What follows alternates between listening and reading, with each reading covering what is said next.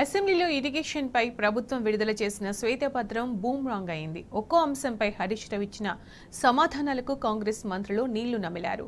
BRS హయాంలో తెలంగాణ సాగునీటి రంగానికి దిశ కల్పించామని తేల్చి చెప్పారు. జలయజ్ఞంను ధనయజ్ఞంగా మార్చిన ఘనత 10 ఏళ్ల పాలనలో 35 పనులు చేపట్టి ఒక్కటంటే ఒక్క ప్రాజెక్టు పూర్తి చేయని చరిత్ర అంతా కాంగ్రెస్ పార్టీదని హరీష్ రావు ధ్వజమెత్తారు.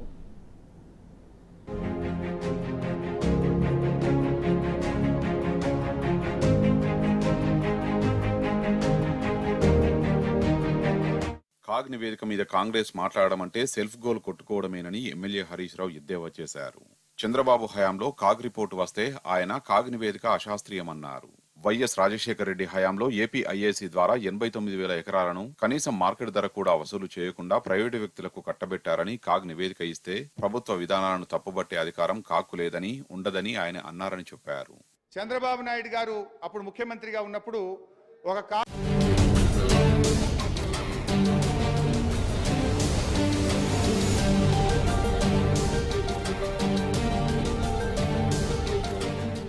సాగునీటి రంగంపై శ్వేతపత్రం అంటూ హడావిడి చేసిన కాంగ్రెస్ పరిస్థితి పెనం నుంచి పొయ్యిలో పడ్డట్టుగా మారింది. అసెంబ్లీ సాక్షిగా శ్వేతపత్రంలోని ఒక్కో అంశాన్ని లేవనెత్తుతూ హరీష్ రావు చెప్పిన సమాధానాలకు ప్రభుత్వం వద్ద సమాధానమే లేకుండా పోయింది. గతంలో 10 ఏళ్లు అధికారంలో ఉన్న కాంగ్రెస్ పార్టీ రైతులకు కనీసం సాగునీరు కూడా ఇవ్వలేకపోయారని హరీష్ రావు గుర్తు చేశారు. 10 ఏళ్ల పాలనలో చేపట్టిన జలయజ్ఞంను ధనయజ్ఞంగా మార్చిన చరిత్ర కాంగ్రెస్ పార్టీది అన్నారు. తెలంగాణ రాష్ట్రంలో బీఆర్ఎస్ ప్రభుత్వం ఏర్పడ్డ తర్వాతే సాగునీటి రంగం అభివృద్ధి చెందిందన్నారు. తెలంగాణ సాగునీటి రంగానికి కేసీఆర్ ప్రభుత్వం దిశను చూపెట్టిందన్నారు. ఎన్నో పెండింగ్ ప్రాజెక్టులను పూర్తి చేయడంతో పాటు కొత్త ప్రాజెక్టులను కట్టి లక్షలాది ఎకరాలకు సాగునీటిని అందించిన చరిత్ర బీఆర్ఎస్ దేనని హరీష్ రావు శాసనసభ సాక్షిగా తేల్చి చెప్పారు.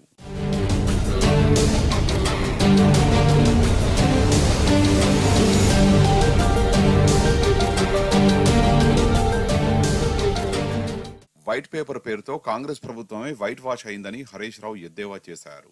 సాగునీటి రంగంపై ప్రభుత్వం పవర్ పాయింట్ ప్రెజెంటేషన్ ఇచ్చినట్టే బీఆర్ఎస్ కు ఇస్తే ప్రజల ముందు వాస్తవాలు ఉంచే అవకాశం ఉండేదన్నారు. 2004 నుంచి 2014 వరకు అధికారంలో ఉన్న కాంగ్రెస్ ప్రభుత్వ తప్పిదాలను పీపీటీలో పెట్టి ఉంటే బాగుండేదన్నారు.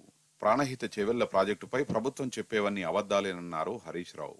2007లో 17,825 కోట్లు ఉన్న అంచనా వ్యయం ఏడాదిలోపే 2008లో డబుల్ చేసి 38,500 కోట్లుగా మార్చారని ధ్వజమెత్తారు. జలయజ్ఞమంతా ధనయజ్ఞమేనని తేల్చి చెప్పారు. ఒకే ప్రాజెక్టును 4 జిల్లాల్లో ప్రారంభించి హడావిడి చేయడం తప్ప 2012 వరకు కేవలం 168 కోట్లే ఖర్చు చేశారన్నారు. గౌరవనీయులు బట్టి విక్రమార్క గారు సభను తప్పుదో పట్టించే ప్రయత్నం చేసినారు. రెండు విషయాలు I want to clarify through you sir. విషయం ఏంటంటే మీరు అంటున్నారు మీరు 3,000 ఎకరాలకు ఎందుకు ఇవ్వలేదని. మరి మీరేం చేసింది 8 సంవత్సరాలు? 2007 నుంచి 2014 దాకా మహారాష్ట్రలో కాంగ్రెస్ గవర్నమెంట్, ఆంధ్రప్రదేశ్లో కాంగ్రెస్ గవర్నమెంట్, ఢిల్లీలో కాంగ్రెస్ గవర్నమెంట్, 3 చోట్ల కాంగ్రెస్ ప్రభుత్వమే ఉండి కనీసం తమ్మిడి హట్టికి అగ్రిమెంట్ కూడా చేయలేదంటే మీకెంత తెలంగాణ ప్రాంతం మీద మీ పార్టీకి ఏ పార్టీ ప్రేమ ఉందో అర్థమైతలేదా? 8 ఏళ్ళుండి 3 చోట్ల కాంగ్రెస్ ప్రభుత్వం ఉండి అగ్రిమెంట్ కూడా చేయని మీరు ఇవాళ మమ్మల్ని విమర్శిస్తారా? ఒకటి.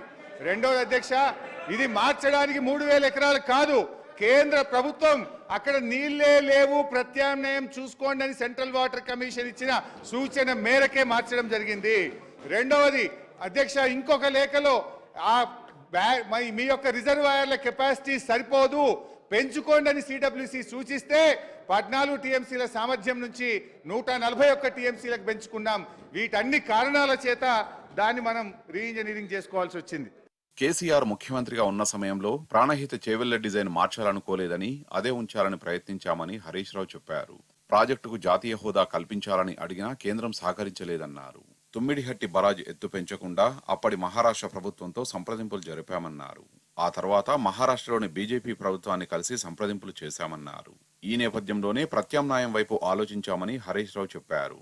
కాళేశ్వరం అంచనాలు రెట్టింపయ్యాయని పదే విమర్శించడాన్ని హరీష్ రావు గట్టిగా తిప్పికొట్టారు. ప్రాజెక్టుల అంచనాలు పెరగడం కొత్తేమీ కాదన్నారు. గతంలోనూ నాగార్జున సాగర్, ఎస్ఆర్ఎస్పీ, జూరాల వంటి ఎన్నో ప్రాజెక్టుల అంచనా వ్యయాలు ఉన్నాయని స్పష్టం చేశారు. రాజకీయ ప్రయోజనాల కోసం ప్రాజెక్టుల రిపేర్లు ఆపవద్దని ప్రభుత్వానికి హరీష్ రావు సూచించారు. అయితే అధ్యక్ష పాయింట్ ఏంటంటే అధ్యక్ష ఇక్కడ చాలా ముఖ్యమైన విషయం ఏంటంటే నిజానికి ప్రాణహిత చేవెళ్లను మేము మార్చాలని అనుకోలేదు. మేము ప్రాణహిత సేవలను కొనసాగించాలని అప్పటి ప్రభుత్వం మేము అధికారంలోకి వచ్చిన తర్వాత 7 ఏళ్లైనా వీళ్ళు కనీసం అనుమతి కూడా తేలేకపోయినరు అని వెంటనే నేనే నెల రోజుల్లోగా మహారాష్ట్రకు వెళ్ళి అక్కడ ప్రభుత్వంతో మేము ప్రాణహితకు అనుమతులు కావాలని సంప్రదింపులు జరిపాం. కానీ అక్కడ ప్రభుత్వం ఒప్పుకోలేదు అధ్యక్ష. ఇన్ఫ్యాక్ట్ అధ్యక్ష, అప్పుడు కేసీఆర్ గారు ఇదే ప్రాణహిత చేవెళ్లకు జాతీయ హోదా ఇవ్వమని ఉత్తరం రాసిండ్రు. అంటే మేమేమి అట్లా గుడ్డిగా దీన్ని వ్యతిరేకించలే. 7/6 ప్రభుత్వం 3 జూన్ నాడు గవర్నమెంట్ వస్తే 7వ తారీఖు అంటే 4 రోజుల్లోనే 7 జూన్ 2014న ప్రాణహిత చేవెళ్లకు జాతీయ హోదా ఇవ్వని కేసీఆర్ గారు ఆ రోజు ఉత్తరం రాశారు. తర్వాత అధ్యక్ష 6/9/2014 కేంద్ర ప్రభుత్వానికి ప్రాణహితకు జాతీయ హోదా ఇవ్వండి అని చెప్పి కేసీఆర్ గారు ఉత్తరం రాశారు.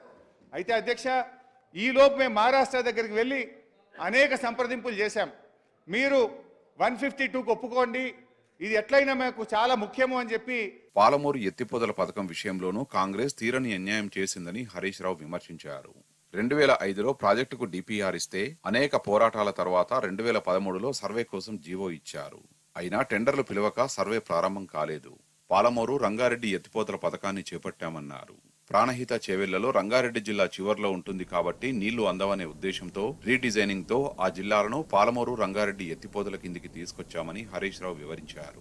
దాదాపు 8 లక్షల ఎకరాలకు నీళ్లు వచ్చేలా ఓసీఆర్ ప్రతిపాదించామని, దానిపై ఏపీ ప్రభుత్వం గ్రీన్ ట్రిబ్యునల్ కి వెళ్లి స్టే తెస్తే సుప్రీంకోర్టుకు పోయి ఎత్తివేయించామన్నారు. ముందుగా రిజర్వాయర్లు కడితే జలాల్లో వాటా కావాలని ట్రిబ్యునల్లో అడగడానికి హక్కులు వస్తాయని పనులు చేపట్టాం. నీటి కేటాయింపులు లేవు గనక దానిని సాగునీటి ప్రాజెక్టుగా చూపించుకునే అవకాశం లేదు.